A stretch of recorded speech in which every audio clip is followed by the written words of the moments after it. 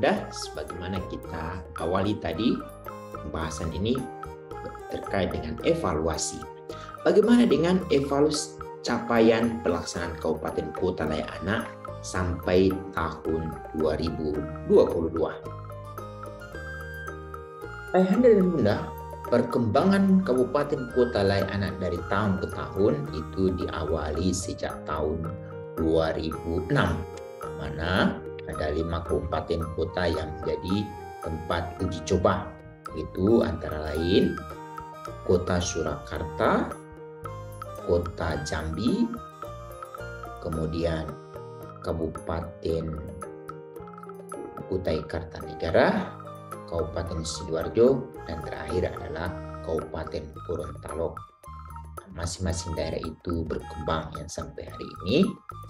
Kemudian teruskan tahun 2008 ada 10 kabupaten kota, kemudian 2010 ada 20, lalu pada tahun 2021 ada 35. Kemudian pada tahun 2012 itu menjadi 60, kemudian 2013 bertambah menjadi 184 kabupaten kota. Lalu pada 2014 itu ada 239 kabupaten kota yang ikut. Kemudian lanjutkan tahun 2015 ada 264. Lalu 2016 302. Yang menarik di tahun 2017 itu ada 349. Melonjak lanjut di tahun 2018 itu bertambah menjadi 435. Lalu kemudian tahun 2019 itu dari jumlah kabupaten kota yang ada 247 yang telah mendapatkan kategori. Lalu di tahun 2021 dari 514 kabupaten kota yang ikut evaluasi mandiri itu ada sekitar 439. Dari jumlah itu yang masuk kategori KLA itu ada 275. Nah, yang menarik ini pada tahun 2022 meskipun masih masa pandemi, yang mengikuti evaluasi mandiri itu ada sekitar 467, lalu yang kemudian lolos mendapatkan kategori ada 312. Dari 312 itu terbagi atau terinci ada 8 kota yang masuk kategori utama, yaitu kita sebut ada Kabupaten Siak, kemudian Kota Jakarta Timur, lalu Kabupaten Sleman, kemudian Kota Yogyakarta, Kota Surakarta, Kota Surabaya, dan Kota Denpasar. Sedangkan yang lain mendapatkan kategori Nindya ada 66 kabupaten kota di seluruh Indonesia. Kemudian ada 117 madya, dan yang terakhir kategori Pratama ada 121. Dari seluruh kabupaten kota itu yang kemudian ada 8 provinsi dari 34 provinsi yang hari ini juga menjadi 38 provinsi. Itu ada Riau, Lampung, Provinsi Kepulauan Riau, Provinsi Bangka Belitung, kemudian Banten, DKI Jakarta, Daerah Istimewa Yogyakarta, Jawa Tengah, dan Jawa Timur. Ini semua kabupaten kotanya sudah mendapatkan kategori Kabupaten Layak Anak. Baik itu Pratama, Madya, Nindya, Utama, dan yang terakhir yang KLA itu belum ada. Dan ada sekitar 2 provinsi yang belum mendapatkan kategori KLA, yaitu Provinsi Papua dan Provinsi Papua Barat, yang hari ini juga bertambah menjadi 4 provinsi lagi, yaitu Provinsi Papua Barat Daya, Provinsi Papua Pegunungan, Provinsi Papua Selatan, dan Provinsi Papua Tengah. Apa yang mengindikasikan sebuah kabupaten kota itu disebut layak anak? Sebuah kabupaten kota disebut layak anak itu harus memenuhi 24 indikator. Ke 24 indikator ini dikelompokkan ke dalam kelembagaan dan 5 klaster. Nah, di kelembagaan itu ada 3 indikator, di mana di sana harus pastikan indikator 1 itu ada kebijakan KLA, lalu yang kemudian indikator kedua terkait dengan kelembagaan KLA, ada gugus tugas, ada RAD, ada profil KLA, lalu yang kemudian ada publikasi terkait dengan KLA sehingga masyarakat tahu. Lalu yang kemudian indikator ketiga itu berhubungan dengan keterlibatan masyarakat, dunia usaha, dan media. Dan di sana berharap ada asosiasi perusahaan sahabat anak Indonesia di masing-masing kabupaten kota. Itu yang masuk di kelembagaan. Kemudian ada 5 klaster, yaitu antara lain klaster hak sipil dan kebebasan.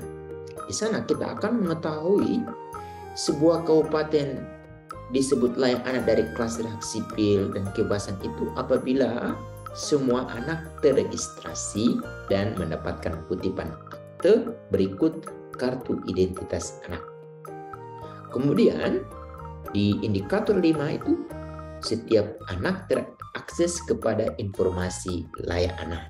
Coba Ayahanda dan Bunda coba mulai kita mengevaluasi apakah kabupaten kota kita itu ada nggak fasilitas untuk itu. Kalau tidak, apa yang dapat kita perankan? Kemudian indikator ke-6 adalah partisipasi anak yang tergabung dalam forum anak. Yang sebagaimana kita jelaskan tadi di pasal 24 Undang-Undang 35 tahun 2014 bahwa anak memiliki peran sebagai pelopor dan pelapor. Lalu yang kedua adalah klaster lingkungan keluarga dan pengasuhan alternatif. Ada beberapa klaster antara lain indikator 7 yaitu tidak adanya perkawinan anak di daerah ibu bapa. Menarik ya, coba kita cek apakah di daerah kita ada enggak perkawinan anak. Kalau ada itu berarti kabupaten kotanya itu agak sedikit tidak layak. Ini sebagai otokritik juga ya bagi kita. Kemudian yang kedua indikator 8, adanya lembaga konsultasi keluarga. Nah, coba ibu bapak cek apakah di daerah ibu bapak ada nggak pusat pembelajaran keluarga Puspaga, atau ada nggak LK3. Kemudian apakah BKB, BKR di masing-masing RW kita benar-benar berperan tidak untuk memastikan setiap orang tua itu memiliki pengetahuan di bidang pengasuhan melalui keaktifan mereka di dua institusi tersebut. Kemudian indikator 9, PAUD HI. Ada gugus tugas PAUD HI di kabupaten kota. Coba Bapak Ibu cek ada nggak? Kalau tidak ada, kita dorong dinas-dinas yang berhubungan dengan pendidikan anak usia dini. Kemudian lembaga pengasuhan alternatif di daerah kita itu terstandarisasi seperti lembaga kesejahteraan sosial anak, pesantren, kemudian boarding school, lalu tempat penitipan anak. Karena di sana anak-anak mendapatkan pengasuhan itu harus terstandarisasi. Kita cek ada nggak nih? Kalau tidak ada berarti apa yang dapat Ibu Bapak perankan melalui Undang-Undang 35 tahun 2014. Di sana di pasal 72 kita diberi peran. Kemudian ada infrastruktur layak anak seperti ruang bermain anak, dan rute aman selamat ke sekolah. Ayah dan bunda, bagaimana dengan kota kita ya? Apakah punya fasilitas nggak ruang bermain ramah anak? Kemudian yang tergabung, indikator yang tergabung di klaster kesehatan dasar dan kesejahteraan. Nah, kita coba cek indikator 12 itu, apakah setiap ibu hamil itu bersalin di Vaskes? Kalau belum, bagaimana? Apakah ayahanda dan bunda memiliki nggak kartu sehat? KMS, kartu menuju sehat, atau KIA, kartu ibu dan anak. Lalu kemudian angka kematian bayi rendah, lalu angka kematian ibu kalau boleh nihil, sehingga benar-benar kota atau kabupaten itu benar-benar layak untuk anak tinggal.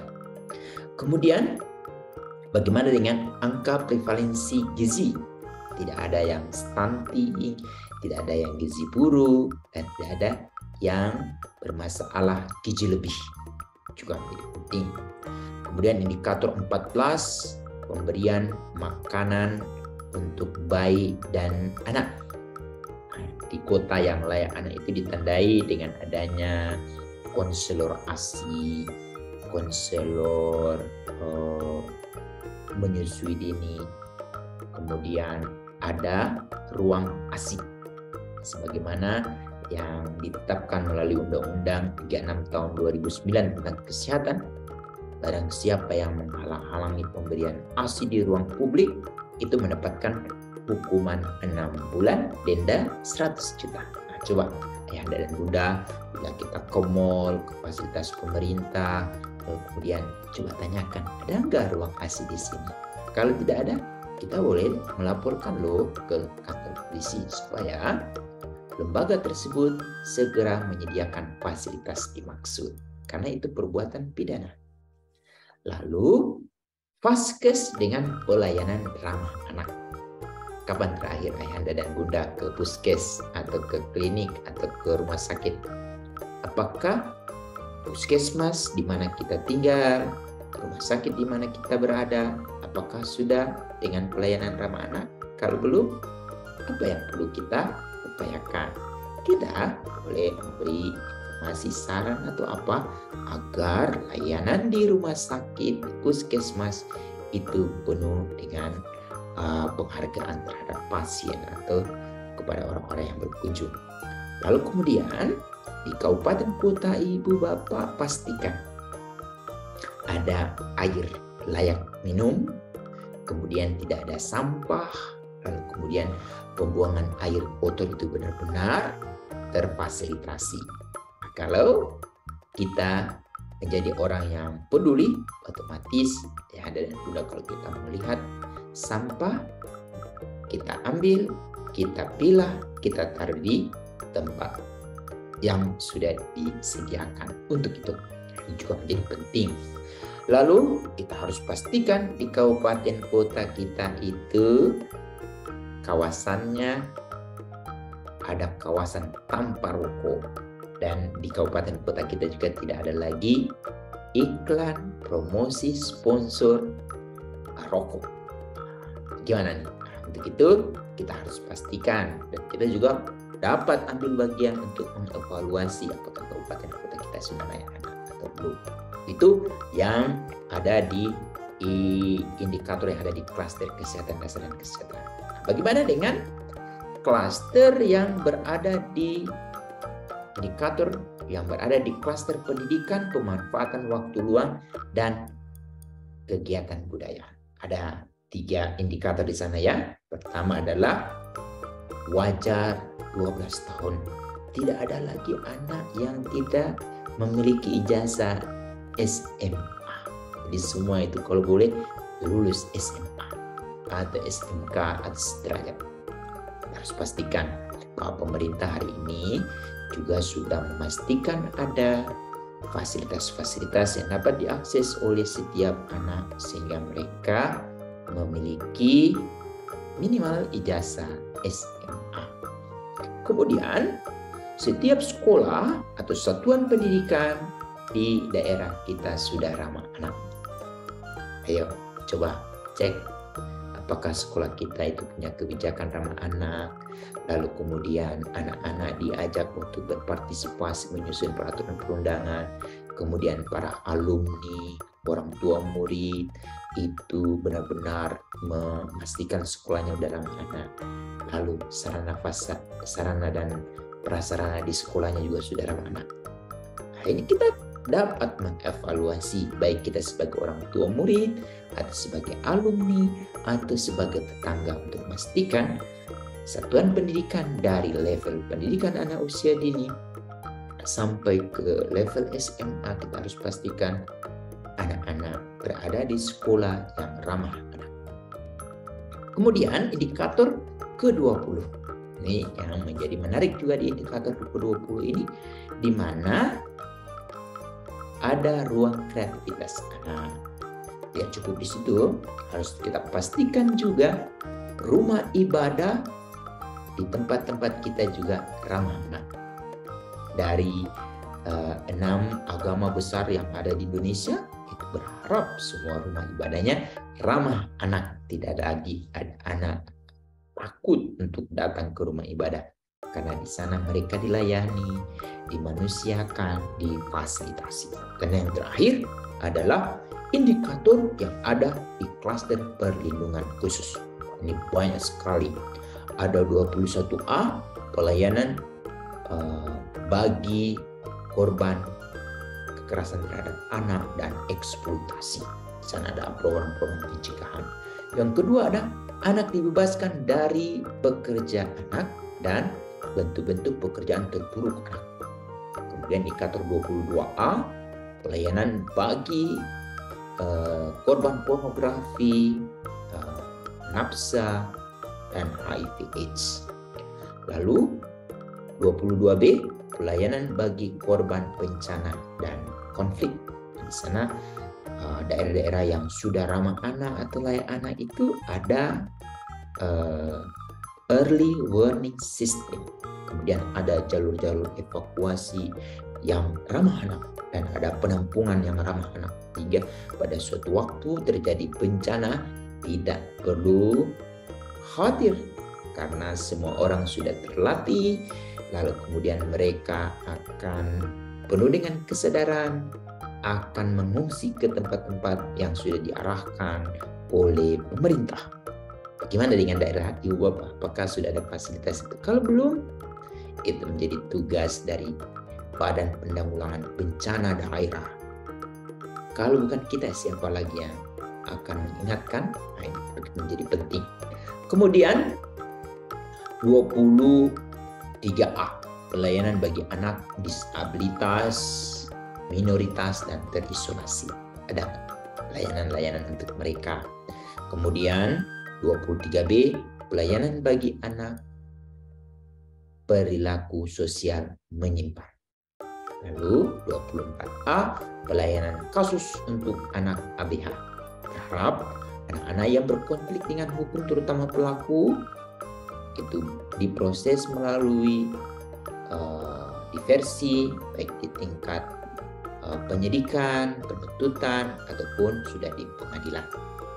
Kita harus pastikan Undang-Undang Nomor 11 Tahun 2012 tentang Sistem Peradilan Pidana Anak, lalu kemudian Undang-Undang Nomor 22 Tahun 2022 tentang Pemasyarakatan itu benar-benar diimplementasikan. Ke kantor polisi adalah alternatif terakhir. Kemudian indikator 24B terkait dengan pelayanan bagi anak korban jaringan terorisme dan stigma. Ayahanda dan bunda, bila kita mengetahui semua indikator ini, kita besok akan memilih 7 orang. Ada 7 orang, ada 4 di legislatif dan 3 di eksekutif. Untuk itu, orang tua yang cerdas adalah orang tua harus yang memastikan setiap anggota DPRD Kabupaten Kota, lalu DPRD Provinsi, DPR RI, lalu kemudian DPD yang kita pilih itu benar-benar akan memperjuangkan aspirasi kita, untuk memastikan setiap anak terpenuhi hak-haknya dan mendapatkan perlindungan khusus sebagaimana yang dikelompokkan melalui indikator kabupaten kota layak anak. Yang kedua ada kita pilih eksekutif. Di sana ada bupati, ada wali kota, kemudian gubernur dan presiden. Untuk itu pilihlah orang-orang yang menurut kita nanti akan memastikan setiap anak Indonesia benar-benar hak-haknya terpenuhi dan bila mereka bermasalah mendapatkan perlindungan khusus.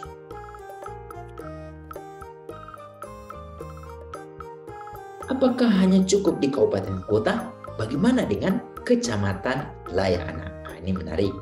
Ayahanda dan Bunda pasti juga menjadi anggota masyarakat yang ada di kecamatan. Nah, untuk itu, mari coba kita pastikan apakah kecamatan kita itu benar-benar sudah layak anak. Itu ditandai dengan apakah di kecamatan sudah ada forum anak belum. Kemudian, setiap anak itu memiliki kelompok baik olahraga atau kesenian terkait dengan minat dan bakat anak. Bagaimana dengan kecamatan? Apakah memiliki mekanisme pencegahan dan respon cepat penanganan korban kekerasan pada anak? Ayo coba Bapak Ibu mulai bisa mengecek apakah kecamatan kita ini segera nggak bergerak. Kemudian anak yang bekerja di perkebunan atau pertanian atau melaut atau menjadi asisten rumah tangga lainnya, apakah ada? Kalau ada ini berarti daerah kita agak sedikit bermasalah. Kemudian desa melakukan upaya untuk pendataan dan pencegahan pekerjaan. Lalu persentase kecamatan yang memiliki pencapaian kepemilikan akte kelahiran di atas 90%. Harus pastikan kabupaten kota ini untuk pastikan ini ya. Lalu persentase kecamatan yang tidak memiliki anak yang stunting, gizi buruk atau gizi kurang. Lalu persentase kecamatan yang semua anaknya mendapatkan pendidikan formal dan non formal, memiliki ruang baca, lalu kemudian memiliki unit layanan konsultasi keluarga yang berfungsi dengan baik. Kemudian memiliki kawasan tanpa rokok. Nah, ini juga menarik ya, kecamatan kita memang benar-benar bebas. Tidak ada orang yang merokok. Kalau ada tuh mereka harus di tempat yang sudah ditentukan bersama masyarakat. Kemudian bagaimana dengan apakah kecamatan memiliki ruang atau taman bermain? Dan yang terakhir adalah memiliki profil kecamatan layak anak. Lalu desa, kelurahan layak anak. Apakah desa ayahanda dan bunda tinggal? Apakah sudah layak anak? Apakah desa kita semua anak memiliki akte kelahiran, semua anak bersekolah, kemudian mereka terakses ke forum anak, mereka aktif di forum anak, kemudian memiliki kelompok kesenian, kelompok olahraga sesuai minat dan bakat, kemudian tidak ada perkawinan anak. Jadi menarik ya. Lalu tidak ada yang stunting, berarti desa kita yang benar-benar desa atau kelurahan yang layak anak. Lalu tidak ada anak yang tidak bersekolah, semua bersekolah. Lalu memiliki ruang baca, kemudian memiliki tempat konsultasi keluarga bagi kelompok maupun perorangan, lalu memiliki kawasan tanpa rokok, presentasi kelurahan yang memiliki layanan PAUD HI, PAUD HI ya. Kemudian ruang atau taman bermain bagi anak. Hal yang paling penting adalah ada perlindungan anak terpadu berbasis masyarakat atau pihak TBM atau sejenisnya seperti Satgas atau perlindungan anak. Kalau boleh di desa-desa kita itu di kelurahan kita ada, sehingga kalau ada masalah kita langsung tinggal telepon kepada mereka. Lalu sebuah desa disebut layak anak atau kelurahan layak anak itu memiliki profil desa layak anak. Menjadi menarik. Coba Bapak Ibu sekali-sekali dong cek apakah kepala desa kita aktif tidak, kadus kita, RT kita, RW kita benar sudah ramah anak belum. Ditandai dengan adanya forum anak. Kalau belum ada forum anak, ayo kita ajak anak-anak kita untuk membentuknya. Siapa lagi kalau bukan kita sendiri yang akan memulai. Ayahanda dan Bunda, untuk membangun sebuah kabupaten kota layak anak itu menjadi sebuah sistem, ini sesungguhnya akan menjadi peran dari masing-masing penanggung jawab indikator dan klaster. Bila kita menghendaki di setiap indikator itu setiap penanggung jawab benar-benar akan ambil bagian, kita akan menemukan nanti di setiap dinas sebagai penanggung jawab indikator kabupaten kota layak anak itu akan terkumpul berbagai dokumen yang dikelompokkan dalam beberapa komponen. Pertama, otomatis di setiap penanggung jawab itu mereka telah menghimpun peraturan perundangan yang kita bisa urutkan dalam beberapa bagian. Pertama, ada yang dalam bentuk peraturan daerah, dalam bentuk peraturan bupati atau wali kota, kemudian instruksi bupati atau wali kota, keputusan bupati wali kota, dan yang terakhir adalah surat edaran. Itu semua kalau boleh kita himpun baik dalam bentuk Word maupun Excel yang kita kumpulkan dalam satu Google Drive, agar pada suatu waktu kita tidak lagi bertugas di sana, file-file tersebut kita bisa dapat berikan kepada pengganti kita, sehingga di dinas itu mereka tidak mengalami kesulitan. Itu yang pertama. Yang kedua, otomatis ayahanda dan bunda di setiap dinas kita itu ada anggarannya. Nah, coba kumpulkan informasi terkait dengan itu dan kita akan memiliki informasi yang lengkap terkait dengan anggaran. Kumpulkan dalam bentuk Excel. Kalau kita tidak punya file, kita dapat meminta ke Bapeda. Lalu yang ketiga, upaya apa yang sudah dilakukan oleh dinas kita? Otomatis itu diawali dengan adanya dokumen perencanaan. Dokumen perencanaan itu yang terhimpun di dalam RPJMD, Renstra, Renja, atau RKA. Kita bisa ambil itu. Kemudian produk yang dihasilkan oleh kita itu dalam bentuk komunikasi, informasi, edukasi, baik dalam bentuk leaflet, brosur, poster, spanduk, atau apapun bentuknya, itu kita bisa himpun. Lalu yang terakhir adalah laporan. Nah, ini jadi poin penting. Itu sudah kita kumpulkan. Lalu yang keempat, kita harus pastikan setiap sumber daya manusia yang ada di dinas kita itu sudah terlatih konvensi hak anak. Apa tandanya? Kalau kita sudah terlatih konvensi, otomatis kita punya modulnya, lalu punya sertifikat, lalu kita tahu siapa penyelenggara.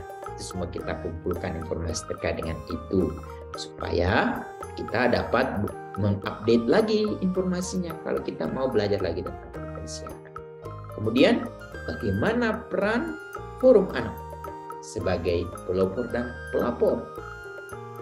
Ayah dan bunda, ada nggak mitra kita dari forum anak yang berperan 2P?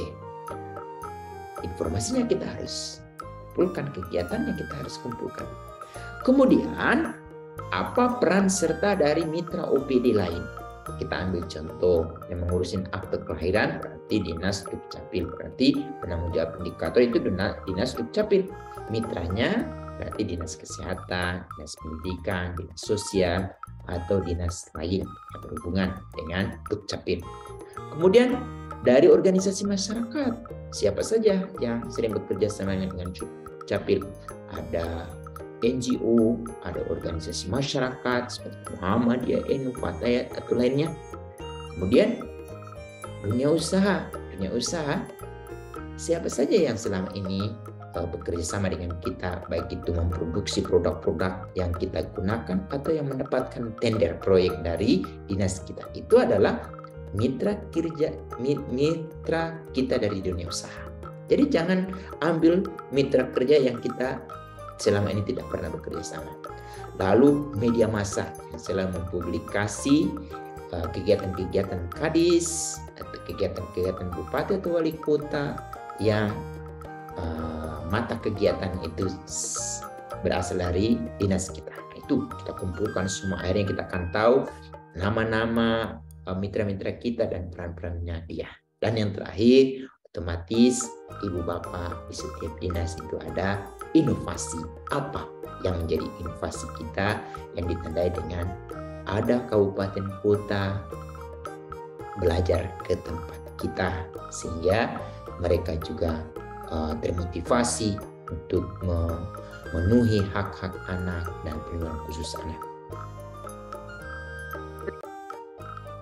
Ayahanda dan bunda, bagaimana evaluasi kabupaten kota layak anak di tempat ibu bapak itu supaya efektif?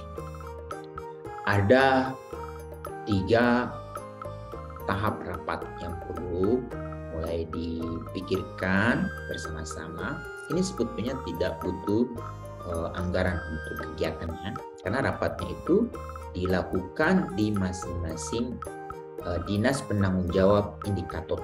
Pertama, rapat tahap pertama itu ada di setiap penanggung jawab indikator, otomatis langsung dipimpin oleh penanggung jawab indikator. Kita ambil contoh, memastikan semua desa itu memiliki PAUD HI. Jadi penanggung jawabnya ada di Dinas Pendidikan yang mengurusi Satuan Pendidikan Anak Usia Dini. Siapa saja yang akan diundang oleh OPD ini?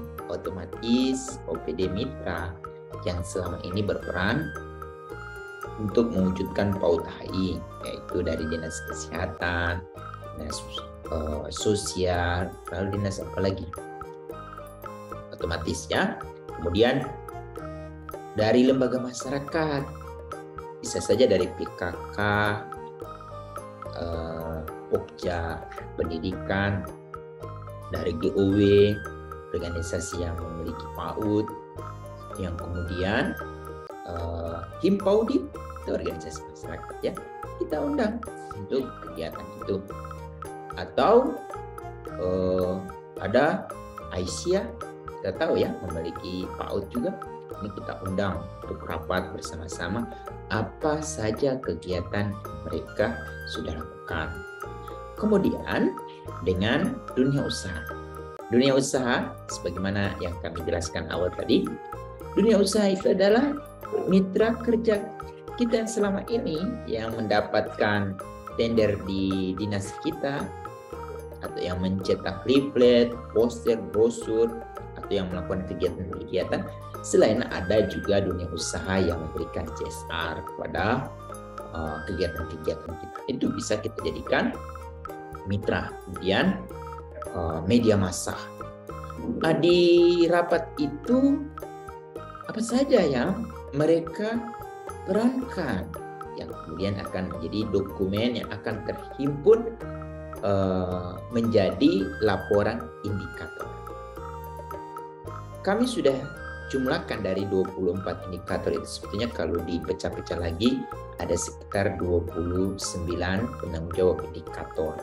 29 itu berarti ada 29 laporan, ada 29 rapat yang akan dilaksanakan. Itu tahap pertama. Kemudian tahap kedua, kalau boleh ada rapat yang langsung dipimpin oleh penanggung jawab kelembagaan dan 5 klaster. Masing-masing penanggung jawab kelembagaan dan klaster itu mengundang penanggung jawab indikator yang ada di bawah dia. Di sana nanti rapat dipimpin langsung oleh penanggung jawab kelembagaan atau penanggung jawab klaster. Contoh, penanggung jawab terkait dengan pendidikan anak usia dini tadi itu ada di klaster 2, lingkungan keluarga dan pengasuhan alternatif PAUD AI. Berarti yang kegiatan itu dipimpin langsung oleh dinas sosial, karena penanggung jawabnya klaster tersebut dan dinas sosial. Kemudian akan meminta laporan apa saja perkembangan terkait dengan indikator-indikator yang ada di klaster-klaster di bawah tanggung jawabnya. Nah, di sana akhirnya nanti akan menghasilkan laporan klaster. Ada sekitar 6 rapat. Kemudian rapat terakhir itu dipimpin oleh bupati atau wali kota dengan peserta yang diundang itu hanya 6 orang. Siapa saja? Pertama, penanggung jawab kelembagaan itu Asda Pembangunan. Kedua, penanggung jawab klaster 1 hak sipil dan kebebasan itu Kadis Dukcapil. Ketiga, klaster lingkungan keluarga dan pengasuhan alternatif, penanggung jawabnya adalah dinas sosial. Keempat, klaster kesehatan dasar dan kesejahteraan, penanggung jawabnya adalah dinas kesehatan. Kelima, penanggung jawab klaster pendidikan, pemanfaatan waktu luang dan kegiatan budaya itu di dinas pendidikan otomatis ya. Hal yang terakhir, klaster perlindungan khusus, penanggung jawabnya Kepala Dinas Pemberdayaan Perempuan dan Perlindungan Anak. Nah, dari rapat itu akhirnya Bupati Wali Kota akan mengetahui bagaimana perkembangan setiap indikator yang dilaporkan oleh setiap penanggung jawab indikator. Kita akan tahu tuh ya tujuannya. Akhirnya nanti Bupati akan tahu bagaimana posisi hari ini setiap indikator-indikator yang ada di masing-masing klaster. Kalau ini sudah benar-benar terbangun insya Allah untuk mewujudkan sebuah kabupaten kota layak anak itu sangat mudah. Bila Bupati Wali Kota benar-benar bertanggung jawab sebagaimana yang dikehendaki oleh pasal 21 Undang-Undang 35 tahun 2014, yaitu wajib dan bertanggung jawab melaksanakan program nasional di bidang perlindungan anak di daerahnya.